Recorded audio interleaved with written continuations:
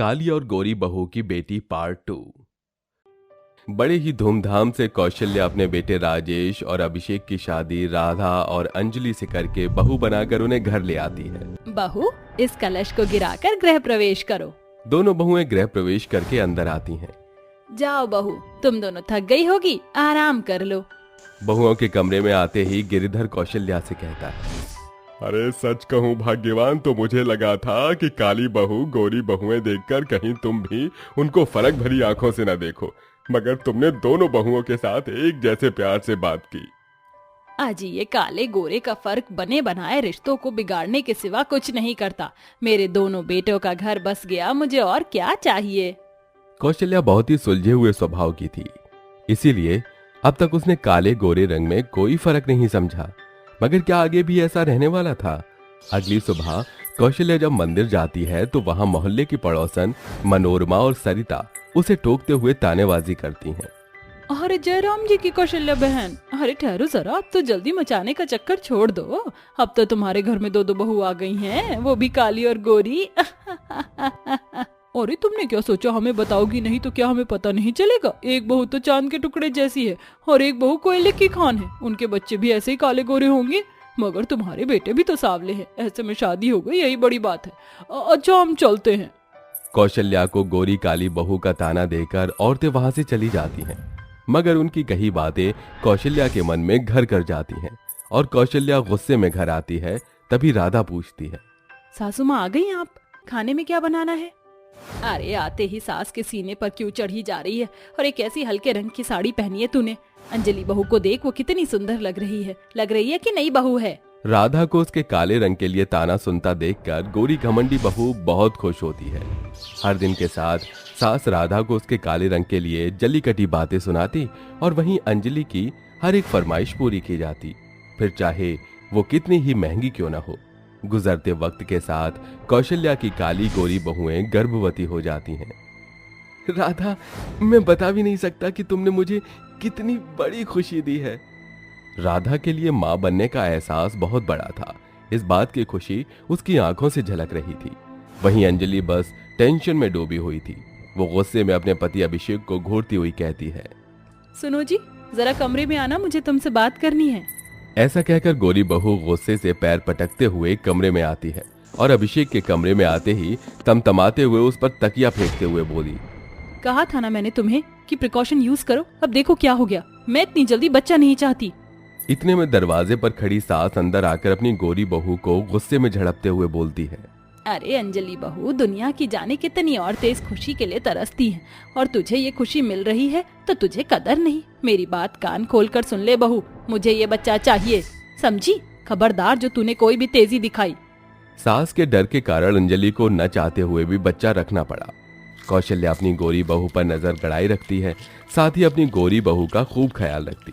जबकि गर्भवती तो काली बहू भी थी, मगर काले रंग की वजह से कौशल्या ने उसके लिए अपना एक भी फर्ज नहीं निभाया, बस उसके साथ बुरा फर्क करती रही। और 9 महीने बाद उसकी काली गोरी गर्भवती बहुओं ने 2 बेटियों को जन्म दिया। ये कुदरत का खेल था कि जिस काले रंग से कौशल्या और अंजलि भाग रही थी, भगवान ने वही बेटी के रूप में उनके भाग्य में भेज दिया।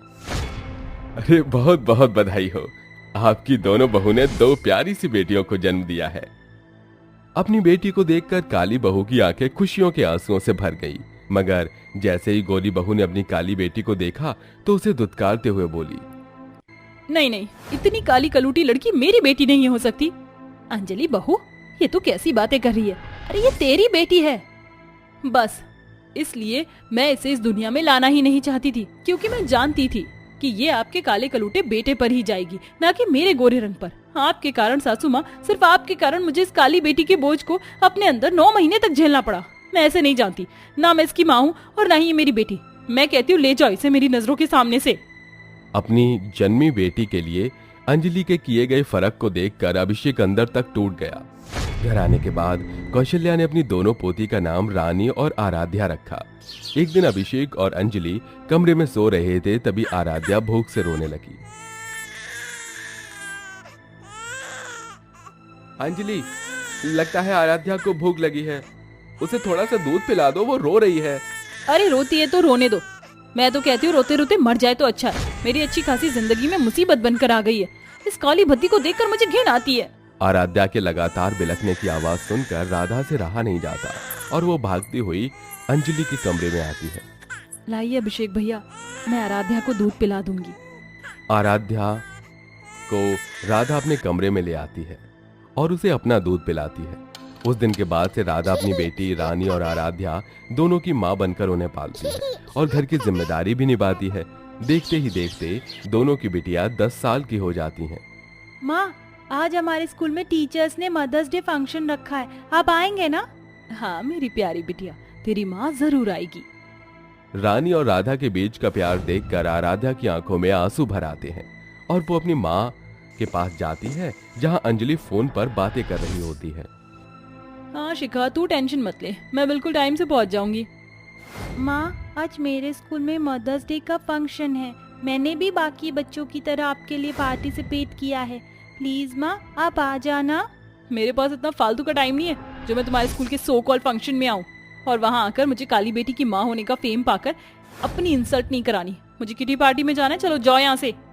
राधा चाची रानी को कितना प्यार करती हैं, मगर माँ आप मुझसे बिल्कुल भी प्यार नहीं करती।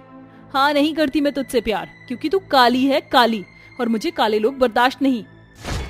आप बहुत बुरी हो माँ, आप काले गोरे में फर्क करती हो। अपनी बेटी की ये बात सुनकर अंजलि गुस्से में उसे जोर से थप्पड़ मार देती है। तभी राधा वहां आ जाती है। ये क्या कर रही हो अंजलि भाभी? इस मासूम को मारने से पहले अपनी आंखों पर पड़ा गोरेपन के घमंड का झूठा दिखावा हटाकर देख तो लो कि ये तुम्हारी बेटी है। अरे ओ काली कलूटी, तेरी ये मजाल जो तू मेरे आगे जुबान चलाए। रुक। ऐसा कहकर एक बार फिर अंजलि घमंड में आकर हाथ उठाती है कि कौशल्या बीच में आकर अंजलि का हाथ रोककर कहती है, बस अंजलि बहू, मुझे लगता था कि आज नहीं तो कल तुझे तेरी गलती का एहसास हो जाएगा, मगर तू घमंड में इतनी मगरूर हो गई कि तुझे कुछ भी दिखाई नहीं दे रहा। जिसका तुझे एहसान मानना चाहिए तू उस पर हाथ उठा रही है। कभी सोचा है तेरी इस नन्ही सी बेटी पर क्या बीतती होगी जब तू इसे फर्क भरी आंखों से देखती है?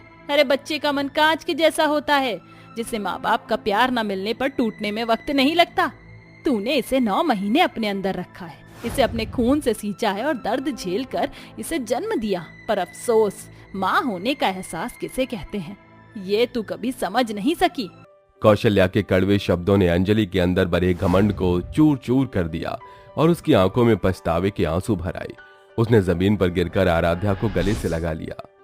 मेरी बच्ची, मुझे माफ कर दे, मैं तेरी माँ नहीं बन पाई, तुझे तेरे काले रंग के कारण ठुकरा दिया, मगर आज मुझे समझ में आ गया है कि सुंदरता ही सब कुछ नहीं होती, रिश्तों का एहसास सबसे अनोखा और बड़ा होता है।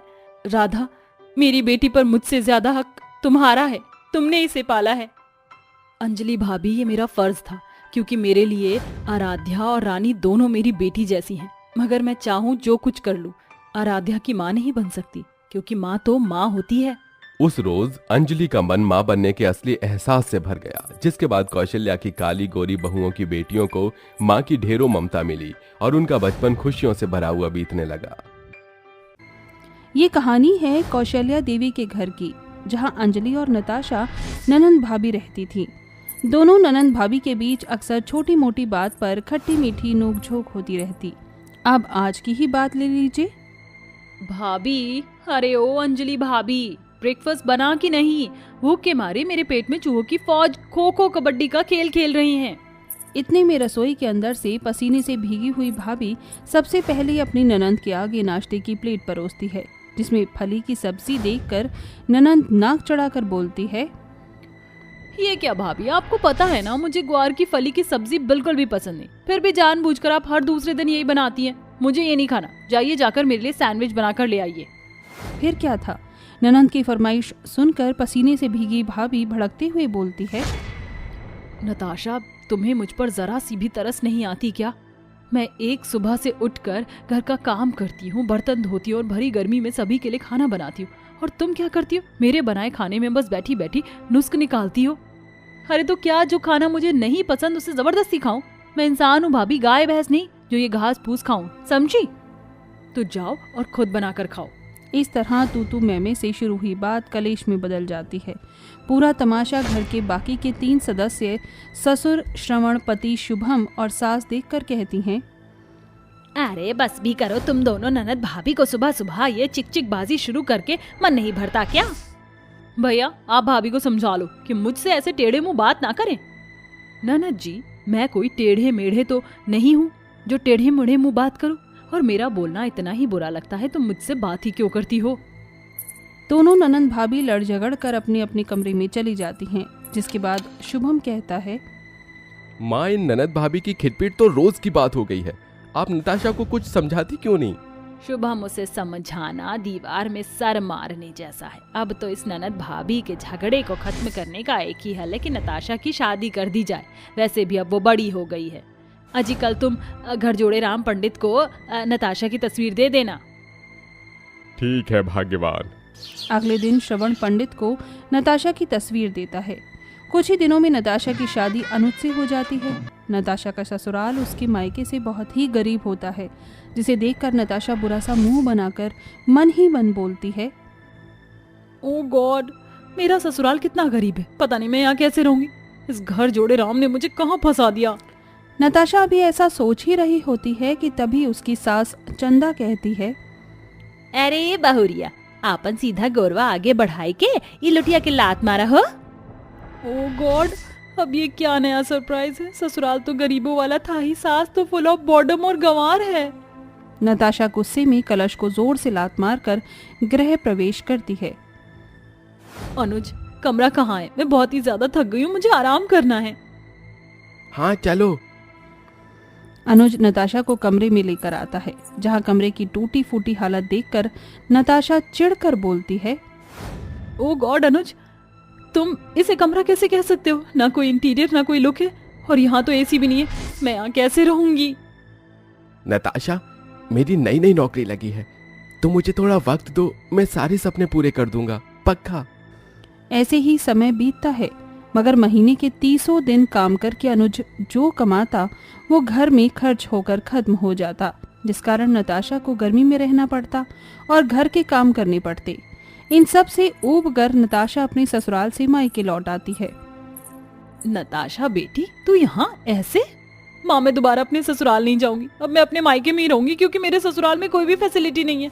उन अपने गरीब ससुराल के बीच एडजस्ट नहीं कर पा रही हूँ मैं। ननंद के इस फैसले पर उसकी भाभी अंजलि का चेहरा फीका पड़ जाता है और वो कहती है, ये क्या मतलब है नताशा? अब तुम्हारी शादी हो गई और तुम्हारा ससुराल ही तुम्हारा घर है, तुम यहाँ नहीं रह सकती। भाभी, ये मेरा घर है और मैं यहाँ रह सकती हूँ। कानूनी तौर पर मैं इस घर के आधे हिस्से की हकदार हूँ। चाहूँ तो मैं इस आधे घर का बंटवारा भी मांग सकती हूँ। माँ जी, मैंने शादी से पहले नताशा के बहुत नखरे उठाए हैं, मगर अब नहीं। बेहतर यही होगा कि आप हम ननद भाभी के बीच इस घर का बंटवारा कर दीजिए। हाँ हाँ, तो फिर हो जाए बंटवारा। इस तरह कौशल्या के घर के 2 टुकड़े हो जाते हैं और घर के बीचों बीच ननंद भाभी के बीच बंटवारे की दीवार खिंच जाती है। और फिर ननंद सुबह सुबह उठकर अंगड़ाई लेते हुए कहती है, भाभी भाभी, मेरी बेटी ले आइए। ओह गॉड, मैं भूल ही गई हूँ कि भाभी और मेरे बीच बंटवारा हो गया। अब मुझे अपना काम खुद करना पड़ेगा। घर के हुए बंटवारे के बाद ननंद को अपने लिए चाय नाश्ता बनाना पड़ता है, तो वहीं दीवार की दूसरी तरफ पूरा परिवार एक साथ हंसी खुशी बैठकर खाना खाता है। अरे वाह बहू, कितना स्वादिष्ट खाना बनाया है तूने, आज तो दिल खुश कर दिया। सच में बहू, बहुत ही अच्छा खाना बनाया है तूने। खास करके ये कढ़ी तो बहुत ही चटपटी बनी है। नताशा को कढ़ी खाना कितना पसंद है। वो यहाँ होती तो कढ़ी देखकर बहुत ही खुश हो जाती। जहाँ एक तरफ खाने की मेज पर भाभी को अपने ननंद के मौजूद ना होने की कमी खलती है, वहीं नताशा को भी अकेले खाना खाना पड़ता है। ऐसे ही दिन गुजरते हैं। एक दिन दोनों ननंद भाभी घर के बाहर सफाई कर रही होती हैं। नताशा की भाभी उसे प्यार भरी नजरों से देखती है, मगर नताशा घमंड में आकर अपनी भाभी को जरा भी प्यार भरी आंखों से नहीं देखती और फिर कहती है, अरे ओ मेरे नाम की भाभी, तुम तो मुझे ऐसे घूर घूर के देख रही हो जैसे मुझे कच्चा ही खा जाओगी। मुझे समझ नहीं आता तुम ननद आखिर इतनी नकचड़ी होती क्यों हो? वैसे तुम जैसी ढीठ के मुंह लगना बेकार है। ऐसा कहकर अंजलि अपनी ननंद को चिढ़ाने के लिए अपने यहाँ का सारा कूड़ा ननंद के घर के आगे करके घर में चली जाती है, तो वहीं गुस्से में आकर ननंद भी डिब्बे भर कर कूड़ा अपनी भाभी के हिस्से में बिखेर देती है।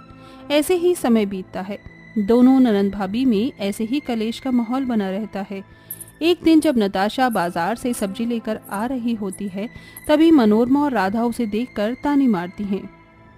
अरे राधा, मैं कितने दिनों से देख रही हूँ अंजलि की ननद अपने मायके में ही है। अरे मनोरमा बहन, ऐसी ननद तो भगवान दुश्मन को भी ना दे। इस निकम्मी ने अपने स्वर्ग जैसे घर का बंटवारा कर दिया और तो और अपनी भाभी की जिंदगी नरक सी बना कर रखती है।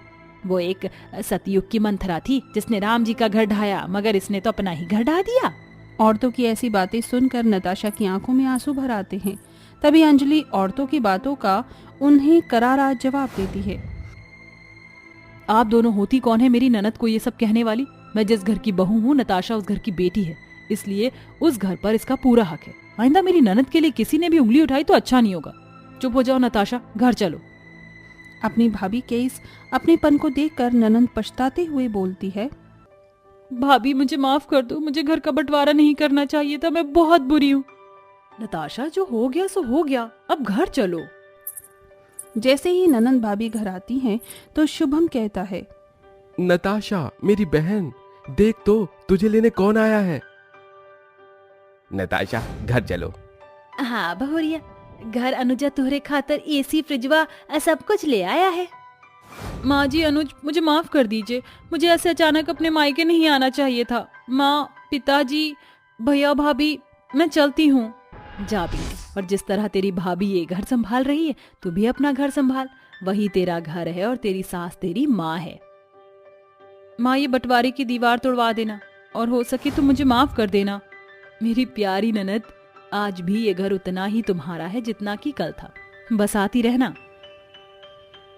इसके बाद भाभी के घर आई ननंद सारे गिले शिकवे भुलाकर अपनी भाभी के गले लगकर आखिर में खुशी के साथ अपनी ससुराल लौट जाती है, जिसके बाद घर में खड़ी बंटवारे की दीवार भी हमेशा के लिए टूट जाती है।